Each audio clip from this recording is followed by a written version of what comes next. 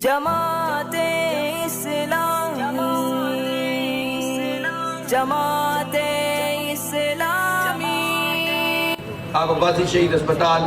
اور KIHD جو نعمت اللہ خان صاحب نے دل کا اسپتال بنایا تھا اس پہ بھی قبضہ کر لیں گے تو کیسے کام چلے گا؟ اس لیے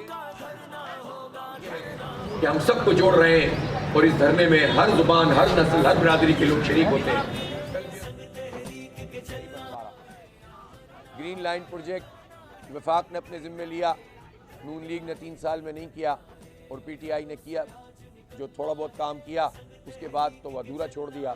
ادھوری لائن کا افتتاح کر دیا اور اس کے نتیجے میں ایک نئی افراتفری پیدا ہو گئی۔ یہ ہے کہ اس شہر کو اختیار دو، اس شہر کو حق دو، ہمارے بچوں کے مستقبل کا سوال ہے۔ ہماری قسمت میں یہ ٹرانسپورٹ نہیں ہے جو ہمیں دے دی گئی ہے، ہماری قسمت میں یہ تعلیم نہیں ہے جو سرکاری اداروں میں جو تباہ حال کیا ہوا ہے، ہماری قسمت میں یہ نہیں ہے کہ آپ ہمیں کوئی علاج کی سہولت سرکار میں نہ دیں،